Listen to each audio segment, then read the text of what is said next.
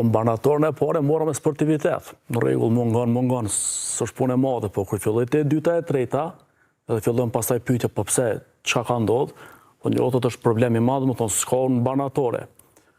Normalisht filloj një panikë, sepse është ilaç, nuk është diçka luks, është diçka që është e nevojshme për anëtarën e familjes, se cili po drejtohet për kancerit.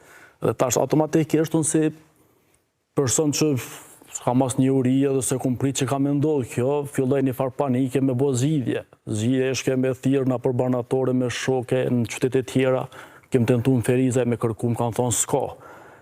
Vetë një alternativë pastaj e po shkupin.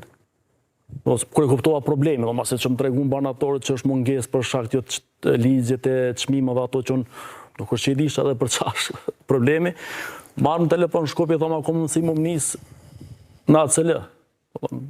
Është një situatë që nuk është fort e lakmueshme mu përball familjarin i pacientit, në arto është në rregull është për këta që janë profesionistat fushës, po nëse qytetar, një situatë jo fort e lakmueshme mu shfaq.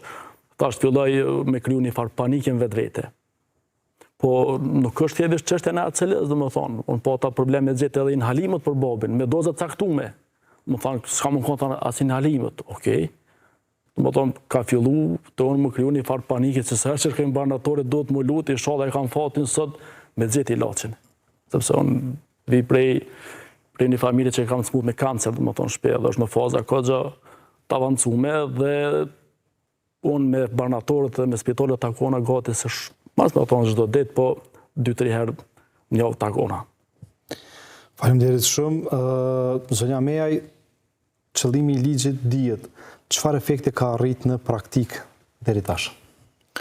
Atëherë institucioni ku në drejtoj është Banatoria Qendrore, e cila ka për obligim të furnizojë qendrën klinike universitare të Kosovës, gjithsesi janë 36 klinika, janë 7 spitale rajonale në gjithë Kosovën edhe kemi 7 qendra të shëndetit mendor. Do të thonë, na kemi përgjegjësinë e furnizimit të gjitha këtyre njësive, që në tërësi është organizuata SHSKUK, Shërbimi Spitalor dhe Klinikë Universitare të Kosovës.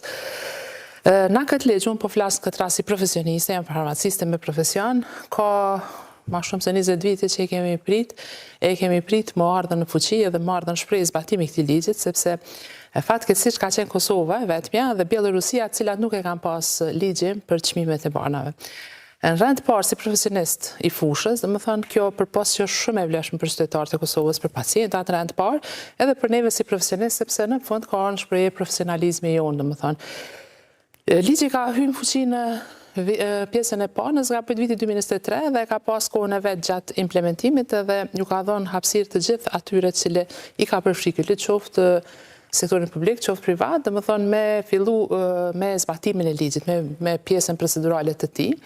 Na si institucion deri tash fatmirësisht nuk e kemi pas këtë problem u ballafaqur me ndonjë mungesë, ndoshta se lista zyrtare çmimeve ka filluar me një shkurt të vitit 2025 dhe na disa procedura është praktik që pas fillimit të vitit ne fillojmë me procedurat iniciuese për tenderim, për mi kontraktu produktet edhe i kemi kontraktu me çmimet cilat janë gjetë për një komisioni i cili vepron bashkë në kuadër të Ministrisë së Shëndetësisë, është i përbërë prej anëtarëve të SHSKUK-s edhe të Ministrisë dhe fatmirësisht i kemi marrë çmimet referente të rajonit edhe kemi pas sukses deri tash. Nuk mund të parashojmë atë të ketë në të ardhmen probleme, mirë po edhe me problemet cilat e ndëgjuam qytetarin që është pjesë e panelit, po edhe në storyn e juaj, me produktet bazike, ne kemi fatmirësisht kemi qëndruar mirë. Do shta prej asaj se prej fillimit të vitit kemi pas edhe kontratë, tash është lidhur kontrata rresi që e theksuam.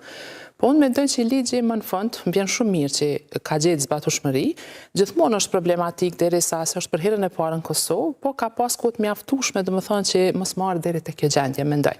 Sepse ka qenë koha e duhur edhe për distributor farmaceutik për mi deklaru çmimet, sepse kushti ka qenë mi deklaru çmimet dhe ndoshta ka qenë ajo mosbesia se që 20 vjet u fol për këtë ligj, por nuk ka ardhur në shprehje, nuk ka ardhur në fuqi, atëherë ndoshta kërkush se ka besuar që kjo fatmirësisht ka mu jetësu dhe në momentin kur me një shkurt e ka gjetë paka shumë të bevasur, mund të them edhe aktert, një pjesë të caktuar të akterëve e kanë mësuar mas keq të banatorët edhe në këtë rast edhe qytetarët, sepse në momentin që ti si distributor nuk i ke deklaruar çmimet, atëherë nuk ke pas të drejtë me një shkurt me shit produktet, se si ke pas çmimet e deklaruara dhe ka ardhur deri ky problem deri mirë po fatmirësisht Ministria e Shëndetësisë e ka rregulluar edhe këtë problematikë, ka pa afat çdo muaj që ju ka jep mundësi distributorëve me deklaruar çmimet dhe në momentin që deklaron ai ka të drejtë me shit mandej. po kjo problematikë unë nuk ja lë shumë fajin ligjit, sa ja lë fajin atyre që nuk kam besu që kjo ka mu jetësu. Ku është për shembull s'ka besu? Po flas distributor farmaceutik. Do të flasim tani me zotin Haxhi Joha, çfarë ndryshimesh ka sjell ky ligj në funksionimin e barnatorëve në tregun farmaceutik dhe cili është qëndrimi i Odës në lidhje me zhvillimet që i ka prodhu ky ligj edhe hartimi i tij deri sot. Edhe njerë faleminderit për ftesën, do ishte shumë mirë të kishim prezent, siç e tha edhe më përpara dhe përfaqësues nga Ministria e Shëndetësisë, për ta shikuar edhe situatën në të cilën gjendemi, sido që tjetë para diskutimit të temës, më lejoni ta theksoj se mungesa e barnave konsiderohet si cënim i sigurisë kombëtare.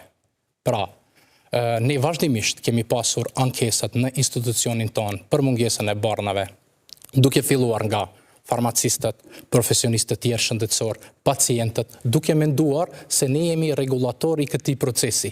Po përveç kësaj, kemi pasur edhe ankesat për mos furnizim nga depot farmaceutike. Duke parë situatën e tillë në të cilën është bërë ky lloj alarmimi, ne publikisht dhe zyrtarisht kemi bërë një ftesë publike Ministrit të Shëndetësisë për reflektim mbi ruajtjen e shëndetit publik të qytetarëve. Mirë po edhe kësaj herë, si çdo herë tjetër, Ministri i Shëndetësisë nuk ka dhënë asnjë reflektim. Institucioni ynë ka paralajmëruar në mënyrë të përsëritur Ministrinë e Shëndetësisë se formati i gutshëm dhe i gabuar i vendimit për unifikimin e çmimeve të barnave do të çojë në mungesë të barnave. Mirë po, megjithatë, ata kanë vendosur që të veprojnë në mënyrë të njëanshme, pa u konsultuar, pa diskutuar, pa bashkëpunuar me akterët kryesor të zbatueshmërisë të këtij vendimi që është komuniteti farmaceutik. Dhe kjo qasje e tillë nga Ministria e Shëndetësisë ka ndikuar në mënyrë direkte në furnizimin e barnave, gjë që ka krijuar vështirësitë për furnizim edhe për pacientët, po edhe për profesionistët tjerë shëndetësor. Zotri Abdullahu, ju jeni drejtor i një prej kompanive distributore më të mëdha në vend. A ka pas vështirësi në furnizimin e barnatorëve me barna pas hyrjes në fuqi të ligjit? Në shqyqani, unë më isha referuar në një krizë që patëm 2019 kur u manifestu pandemia, edhe thamë gjithmonë me krenarin më të madhe kur kemi mri na si distributor farmaceutik kur u bë lockdown krejt bota edhe u mshilin kufit edhe u bllokuan kufit, nuk lejeshin me as transporti as kur gjë.